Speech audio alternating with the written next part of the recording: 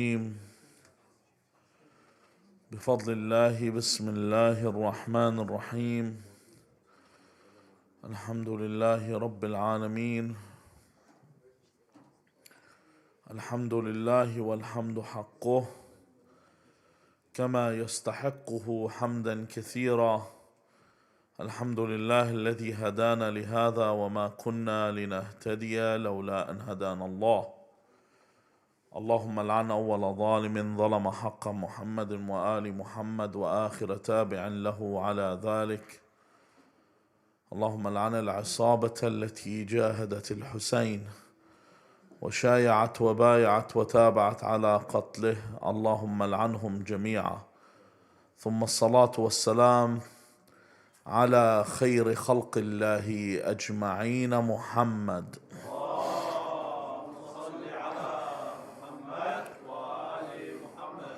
وعلى أهل بيته الطيبين الطاهرين واللعنة الدائمة على أعدائهم أجمعين إلى قيام يوم الدين. Allah Azza wa Jal, when He makes an agreement and a covenant with His prophets, He refers to this covenant as a mithaq. Not just any mithaq, He refers to it as a mithaq that is ghalith, which means a solemn covenant, a firm covenant. When He makes His agreement with the Israelites, He calls it a mithaq ghalith as well, a firm and a solemn covenant. The only other thing that's given the same reference in the Quran as the aforementioned is the agreement, the binding agreement between a man and a woman in holy matrimony.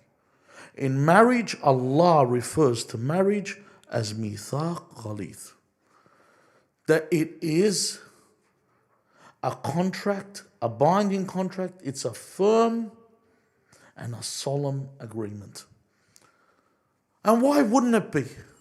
When marriage is the construction of society, as opposed to divorce being the destruction. One builds and makes society and life perpetual, and the other brings down and destroys and leaves us with the decay and the decadence that remains from it. In fact, it's so bad that it is the most disliked, permissible thing by Allah. ما من شيء أبغض إلى الله عز وجل من الطلاق. This is what the hadith says. There is nothing that is more disliked by Allah Azza wa Jal than divorce. In fact, this isn't something that is mentioned by Muslims. This is mentioned in the book of Malachi, in the Bible, where it's mentioned, "For I hate divorce, says the Lord." This is also mentioned there. It's something mentioned by Christianity as well. In fact, in one dialogue in the New Testament, alaykum as-salam wa rahmatullah, when the people come and ask Jesus Christ in the New Testament, they say, why is it did Moses permitted divorce? As if to say before Moses, divorce was not permissible. This is what it says in the Bible. It says that, why is it that Moses permitted divorce? And then Jesus responds, Moses permitted you to divorce your wives because your hearts were hard, but it was not this way from the beginning. So in other words, which falls in line with what happened. Laws came in because people became more deviated. Even if you take a look, for example, don't be fooled when they tell you that what the Sodomites engage in is something from the day dot. It isn't. It was actually something that began at the time of Nabi Lut.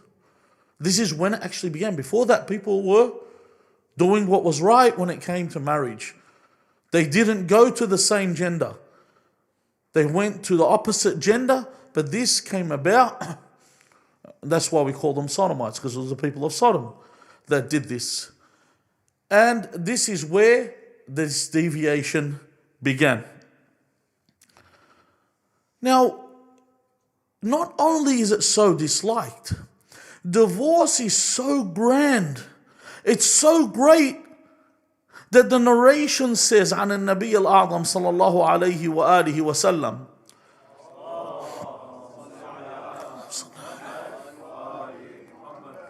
"3 days I've been robbed from hearing salawat sallallahu ala Muhammad wa ali Muhammad."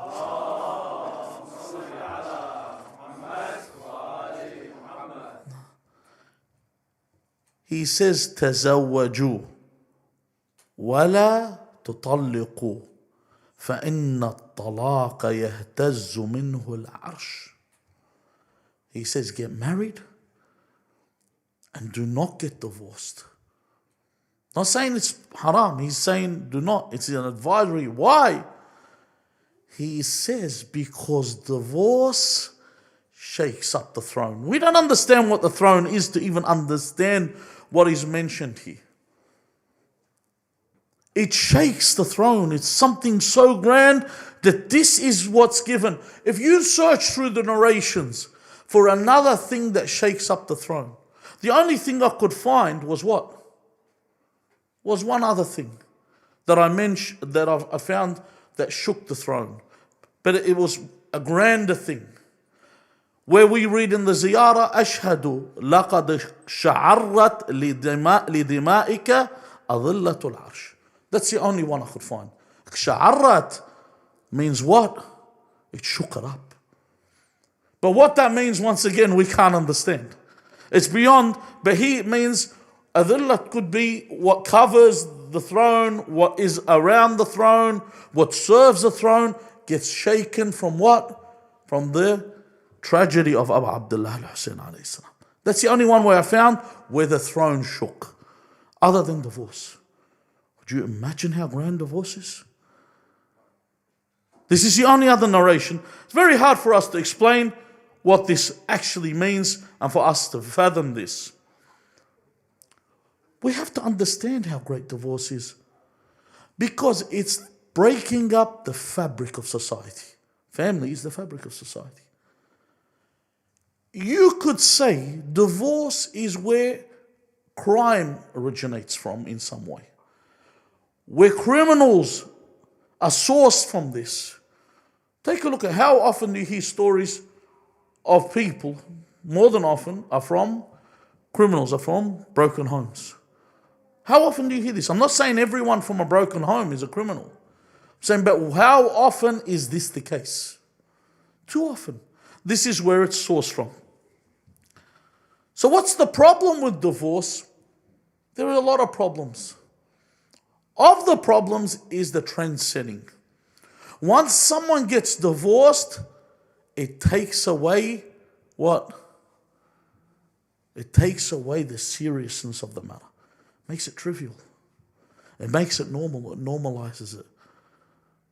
In fact, when we hear of a divorce, people should think something grand has happened. Instead, they say, all right, yep. Yeah, so many people talk about it as if it's mundane now. Oh, everyone's getting divorced. Islam teaches a teaching of opposition, or a method of opposition. The way Islam teaches is an opposition towards divorce.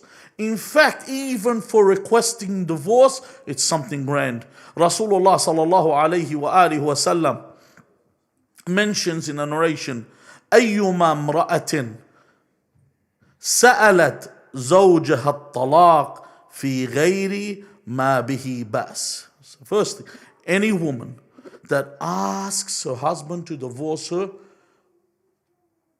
for a wrong reason, in other words, something that's not worthy of divorce, something that's not evil, something that's not bad, something that's not averse. She just says, I want a divorce, which is a lot of the cases, believe it or not. A lot of the cases, you have not sat and listened to the reasons why people get divorced these days. Then the messenger of God says, فَحَرَامٌ عَلَيْهَا رَائِحَةُ الْجَنَّةِ. That the smell of paradise, the aroma that we know narrations that can be smelt for 1,000 years, becomes forbidden upon her. For her to even request divorce for no reason. But the question is that people ask, why is there a rise in divorce? Why are people getting divorced? First, let's look at this. The other sects of Islam make marriage difficult and divorce easy. But the madhab of Ahl al-Bayt, the teachings of Rasulullah, when we say madhab of Ahl al-Bayt, we don't mean Imam al-Sadiq alayhi salam. This is starting halfway. We're talking from Rasulullah Muhammed sallallahu alayhi wa alihi wa sallam. As we proved on other nights, that a lot of the teachings that are followed by the other sects are followed by the companions and not followed by the teachings of the Prophet. The teachings of the Prophet and marriage is made so simple and divorce is made so difficult. In fact, marriage simply is meant to be a woman gives herself in marriage and then the man accepts on the conditions of the marriage. So a woman says that I marry myself to you. The woman says to the man, Azawajtuka nafsi, and mentions the mahr, al-mahr al-ma'loom, and the rajul is supposed to say qabiltu tazwij or qabiltu. The man says that I accept, that's it, they're married. Do we need witnesses? No. Witnesses, that's for the other sects. What do we need? Very simple, simplified. We have made all the stigmas that exist. Remember the rules for a girl that's still living in her parents' house and is unmarried, she needs the permission of her wali. And if the wali is a righteous man that wishes the best for his daughter, he's going to accept when the righteous man comes and asks for her hand. It's that simple. He just is overseeing that the right person comes in. Now, this is how simple it is. We've made all the other stigmas. We're the ones that actually come in and say, all right, which hall are we doing the wedding in? How big is the rock going to be on her finger? You know? What are we going to spend? Where are you taking her? How much money do you make? Rah, rah, rah. We make it difficult for ourselves. Then, divorce is made very difficult. Firstly, divorce affects both parties. Doesn't only affect one more than the other, but it affects both parties. Divorce is so difficult. Firstly, before we go towards divorce, we ask, before we head in that direction, is the woman in a state of cleanliness? Is she in a state of purity? Or is she in her monthly cycle? Not only that, let's say she is in her clean state. Was there intimacy while she was in a clean state? If that is the case, we have to wait for another monthly cycle. Usually that's not the case, because usually when they want to get divorced, in some weird cases, you wouldn't believe it, they'll come and ask for a divorce and they were doing something 2 days before. You think this is, Dr. Jekyll and Mr. Hyde, bipolar. 2 days ago, you were good enough to do the deed, and then 2 days later, everything's normal. Everything is let's go to war. Abnormal, sorry. Now, not only that, not only must she be in a state of cleanliness, there must be 2 witnesses for a divorce. When I say 2 witnesses, I mean 2 just witnesses, not any Tom, Dick, and Harry you pick off on the side of the road. So it's made so difficult. There needs to be 2 just witnesses. 2 witnesses that would be accepted to testify for a murder in a court of law, an Islamic court of law. Do you understand what I'm talking about? So it's made that difficult. Also, we have what's called a revocable divorce. A talaq raj'i. With the revocable divorce, what happens? With the revocable divorce, there is a period, a waiting period. We could go up to 3 months, depending on the rules, where during this period, the man can return his wife. Okay, so on top of all that.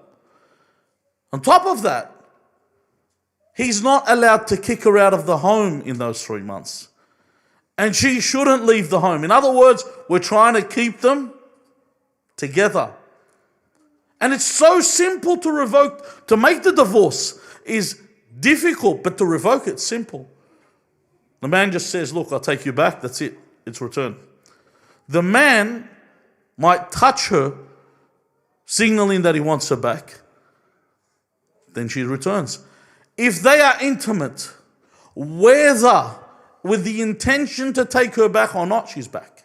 That's how quick it is. They're back together. 3 months. Why? Because we want to reconstruct. We don't look at destruction. So Allah made the construction so easy and He made destruction so difficult. While the other schools of thoughts, what do? To make it easy. Yalla, talaq. You're divorced. The man says, Anti taliq, taliq, taliq. See you later. She's gone. That's simple. It's over. It's like that. It's not ridiculed. This is the way it is. And it's made in this way. You'd be surprised. And I've had phone calls like this, not once, many times. You'll be surprised. Where a guy calls and says, listen, this girl I'm getting to know for marriage, I need some help with getting to know her. Yeah, brother, how can I help you? Well, I need to get her divorced first. Seriously. He's trying to destroy her home. He says, I need to get her divorced first. As if I'm a hitman. You know, he's calling me to do something for him. You know, I need you to take care of this guy. How do you work like this? Because we've taken divorce so lightly. Like most of the time, divorce is not justified. Most of the time. Believe it or not. Only a small amount of times it is. Otherwise, Allah would not have permitted it if there wasn't times for it to occur. But He makes it so difficult so people know actually how bad divorce is. So how would I avoid divorce? The first step in avoiding divorce is preemptive. What do I mean by that? You know how we say prevention is better than cure? Stopping something from happening before it happens. What is that? Not marrying the wrong person in the first place. Marrying the right person. Marrying someone that's good. Looking for someone that's righteous. You know, nothing will fill the eye of Adam, son of Adam, sorry. We say that in Arabic. We say nothing will fill the eye of the son of Adam except what? The earth. When they're buried. Nothing will fulfill you. There's a joke they used to say. That they say that, and this is applicable to both men and women. So I don't want people to say I'm being a misogynist. Because I'm good at misandry as much as I'm good at misogyny. So don't worry. So let's take a look at this joke. They say they took a group of women to a shopping mall. And they said, this mall, inside it you'll find a husband. On the first level, they entered on this level, is men. They said, that are men with good manners. You can pick a husband here, or you can go to the next level. They look around, they say, we'll try the next level. They said, on this level, there are men with good manners, and they are handsome. And they said, good. You can accept one or try the next level. They said, we'll try the next level. They said, on this level, there are men with good manners that are handsome and are rich. You can marry one of them or try the next level. They said, we'll try the next level. They said, on this level, there are men that have got good manners, they are handsome, they are rich, and they are religious. You can marry one of them or you can try the next level. They said, we'll try the next level. Next level, they found themselves on the roof. Everyone said, jump off the roof. What else are you going to find? How far are we going to go? This is both for men and women. They both keep looking and looking and looking and looking, and they just look further than what they're looking for. I have to marry the right person. Allah Azza wa Jal tells you look for basic things, and everything else Allah will fix. He says to you, for marriage, look for religion. Religion is always paramount. It's not discussion. It's not on getting married. So the first problem with divorce is people marry the wrong person. And this is why divorce rates are so high. People don't listen to advice. Because everyone's an expert. Everyone's born as an expert. You know what they say about experts? They say X is an unknown factor and spurt is a drip under pressure. And this is what happens. People think that they are what? They understand everything. I understand. I don't need someone to tell me this person's right for me. When they advise you, people around you, because they know what it is that is out there. So anyway, firstly, before I get married, or if I'm married right now, how do I avoid the divorce? If I'm married right now, how do I avoid divorce? Firstly, a lot of people aren't educated about marriage. A lot of people don't understand what marriage is. Sheikh Ali, several nights ago when I was in here, was talking about marriage, and he said the known proverb, there is more to marriage than 4 bare legs in a bed. There's a lot more to marriage than that. There's much more to marriage than people think is intimacy. It's much more than that. So when I get married, I need to educate myself with what marriage is. I need to understand how to communicate with the opposite gender, because men and women are truly different. They're not the same. They don't enjoy the same things. They look at things differently.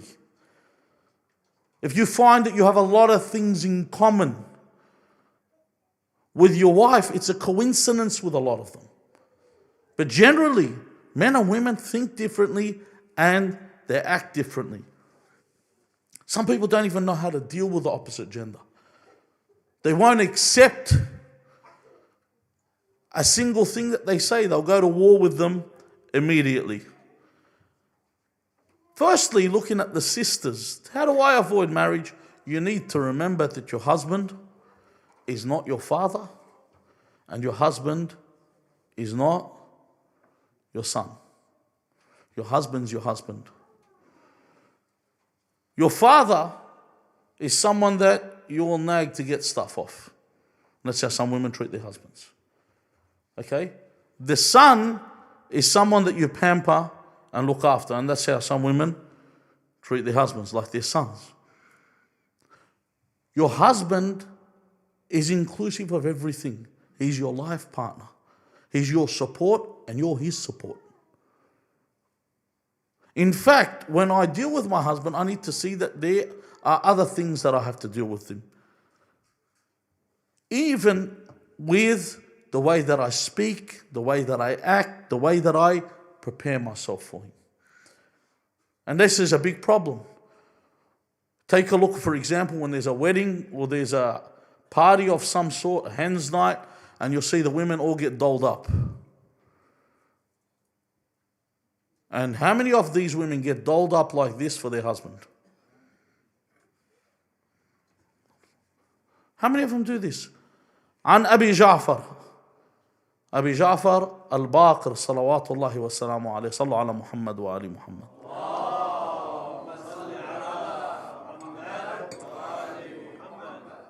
He mentions لا ينبغي للمرأة أن تعطل نفسها.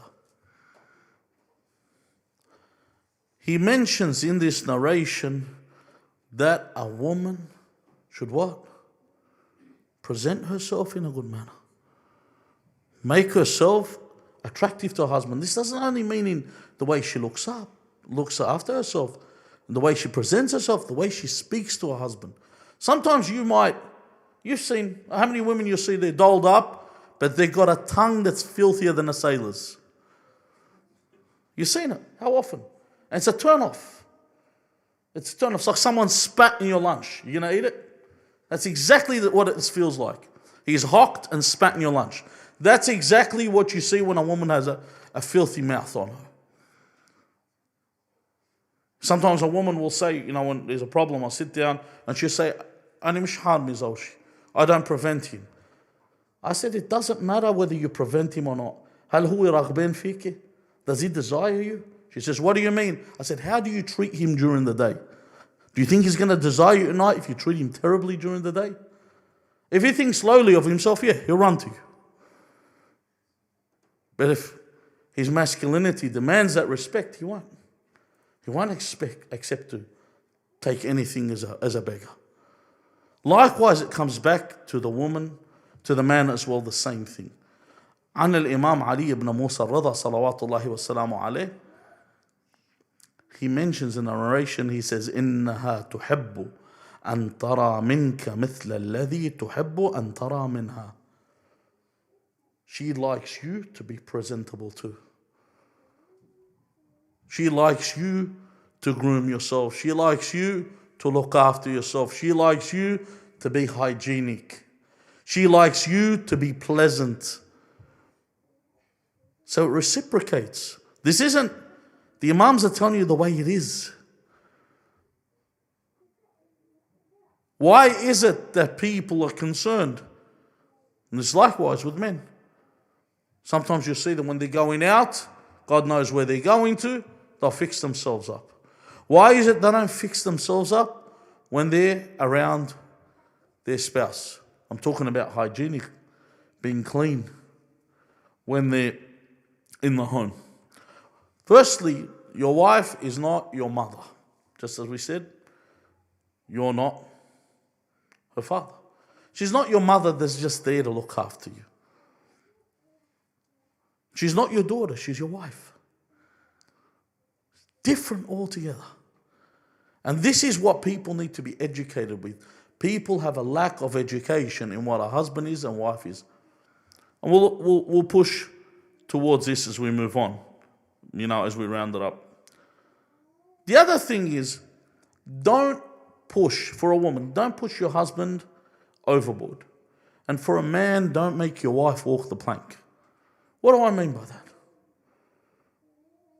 Firstly, let's take a look at the words of Lady Fatima, salawatullahi wassalamu alayha, when she says to Amir al-Mu'mineen Ali ibn Abi Talib alayhi salam, she says, Ya Aba al-Hasan, inni la astahi min ilahi an ukallifaka ma la taqdiru alayh.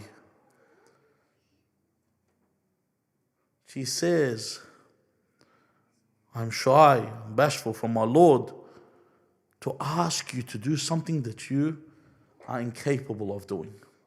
In other words, sometimes a woman pushes a guy overboard because she'll nag, she wants the finer things in life, realizing he's not capable of giving her the output. Look, if you're a woman, you see your husband, he spends on his family. He spends on his friends. He spends on foreigners and he neglects you. Yeah, you got every right to nag. But if he spends on everyone but he spends on you, you've got no right. You got no right. It's his money. He can do with it what he wants. He hasn't neglected you. You've got no right. What brings this about is comparisons. When we sit and compare our marriage with other people's marriages, I mentioned this a lot. I know friends, I've got friends, they go on many holidays in a year and you never know about it. They just disappear and return. No one knows they went on a holiday. Then I know other people, which I don't call friends, I call people I like to avoid. They're the ones, if they go anywhere, if they go to the shopping centre, it's all over Snapchat. They want to let the world know we go out. We're a loving couple. A lot of people, I know, they'll go to the Maldives, you wouldn't even know it. They won't tell anyone. Why don't they tell people? And you ask them, they'll tell you some people can't afford what I can do. They actually say this, so I don't want to put it up so they don't get affected by what I'm doing. Because they fear God. They don't want people to get affected by what they're doing in this manner. Now let's take a look at the men when we say don't push her over the plank. Sorry, don't make her walk the plank. Don't sit there and gorge your eyes on edited images of women, surreal images that don't even exist, and force her to beautify herself. When I say beautify, I use the term loosely. Some of these women, what they do to themselves are complete atrocities. You know, it's like she stuck her head in a beehive. That's how swollen her face is. And she thinks she looks beautiful. My dear, some of you look like Mickey Rourke. Honestly, with what you've done with yourself. And the guy will send her out there and think, this is what I want, this is what I require. Why? Because they've gorged their eyes on what's forbidden. And they totally destroy this beautiful creation of God. The grass is never greener. What you have is what you're meant to have. No comparisons, just contentment. If you're content with what you have, you'll survive. You'll do very well. If you're not content, you will never be content, mark my words. There's a story that is mentioned in the books of the other sects of Islam. I've never seen it in our books. It's a story of the companions, but it's a nice story because it has a meaning. It talks about a woman called Umama, who was considered a companion of the Prophet in the narration, and she was married to a man called, I think his name was Rafa'a, I think. And this man was supposed to be pious and very khaluq, and he was very well off, but he wasn't handsome. And then one day, she saw him walking with the other companions, and she said, look, this guy just doesn't cut it. So she said, Ya Rasulullah, I want to get divorced from this man. And the Messenger of God, sallallahu alayhi wa sallam, according to this narration, says, what is there that's wrong with him? She says, nothing. He spends on me. He's very religious. And he's got akhlaq, but I fear that I will go to disbelief. I will turn from him. In other words, I'll commit sin if he doesn't divorce me. So the Messenger of God in this narration says, give him back his haq. He asks him first. The man accepts. He'll take his haq back and he divorces her because of her reason. Because he's meant to be a religious man, and because of this he agrees to divorce her. And then she marries another Sahabi called Abdul Rahman, I forget the son of who. She marries this man, and this man, his akhlaq is terrible, but he's good looking. And then she says, Ya Rasulullah, I want divorce again. Why? I want to return to my ex-husband. Take me back to my ex-husband. So in other words, what is it? Pick and choose. And it's unlikely a man, you're going to leave him, he's going to go, all right, you went to another man, you're going to come back to me. He's going to see you later. That's it. The second you're gone, you're gone. You've made your decision. It's going to be a loss for life. You're never going to get what you want. You might look somewhere else, but it's not the same. What you got is what's best for you.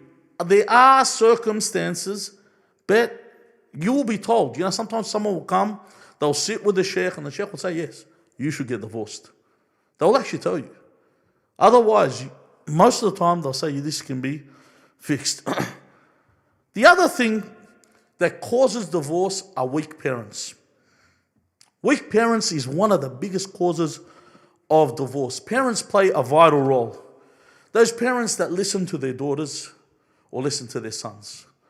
You know, a daughter comes home upset with a husband, they open the door. Ahla wa sahla. البيت الربيك, the house that poured you up will take you back. What are you talking about? You know, like one brother told me that his wife had left the house, went back to her parents. And she said, look, I need a break. And I said, listen, what are you, a rugby league player? You know, you want to retire, you want to semi-retire? You know, I want to go play in Super League in England right now and I'll come back. What are you talking about? This isn't a boyfriend and girlfriend relationship. You're a married couple. You can't just take a break. Because absence, they say, is what? Makes the heart grow fonder. Isn't that true? But it's not true in this case. Out of sight, out of mind. When you start to leave, the relationship becomes cold. This is where the hatred builds up.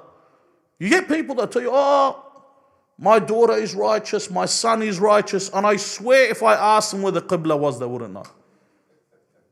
But they'll fight for their child to say that their child is the best thing that they've had.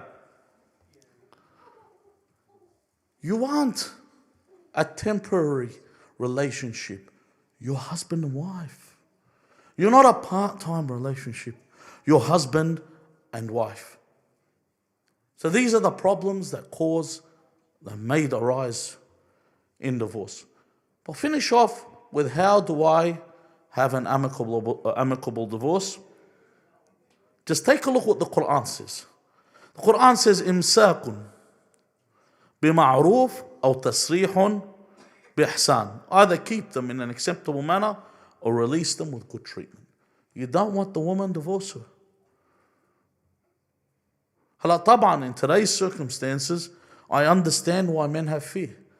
Sometimes the woman, the second she takes the divorce, she'll take the children, she'll take the house, she'll bury him.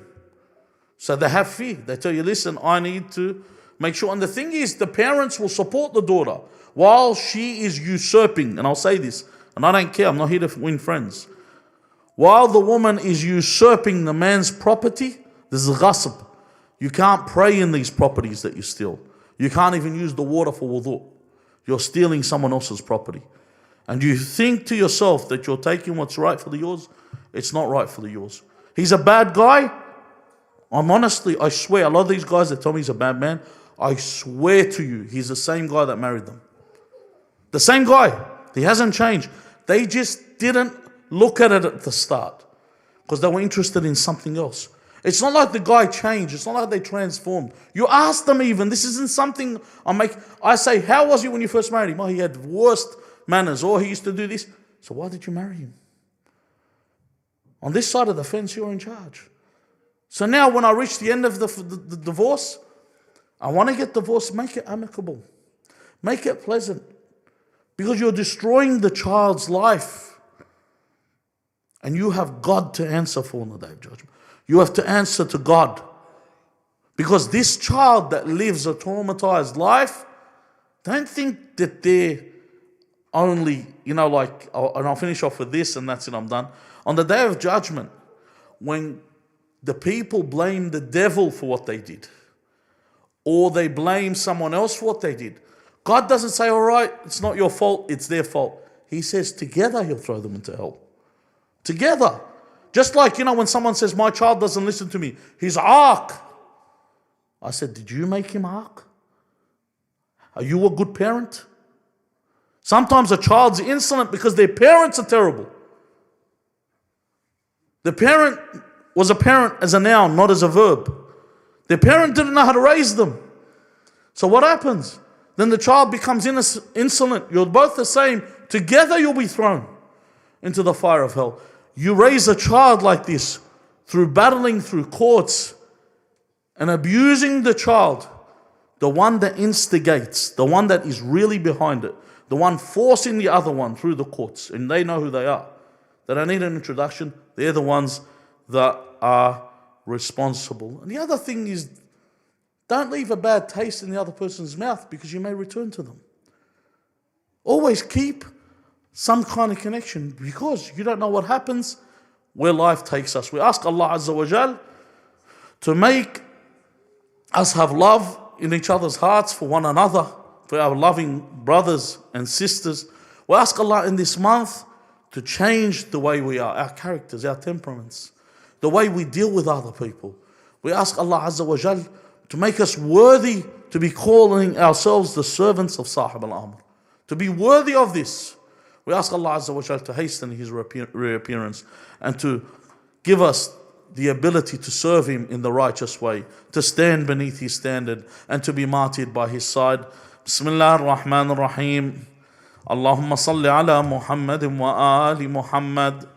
اللهم كن لوليك الحجة ابن الحسن صلواتك عليه وعلى آبائه في هذه الساعة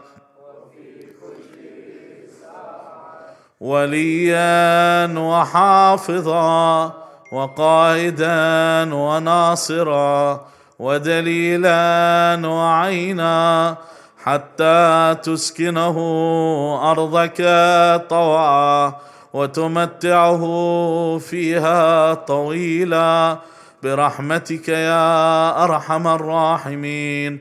أعوذ بجلال وجهك الكريم أن ينقضي عني شهر رمضان أو يطلع الفجر من ليلتي هذه ولك قبلي تبعة أو ذنب تعذبني عليه، وإلى أرواح المؤمنين والمؤمنات، وإلى أرواح موتانا وموتاكم، ولشفاء المرضى، قضاء الحوائج، وتعجيل الفرج. رحم الله من قرأ سورة المباركة الفاتحة مسبوقة بالصلاة على محمد وآل محمد.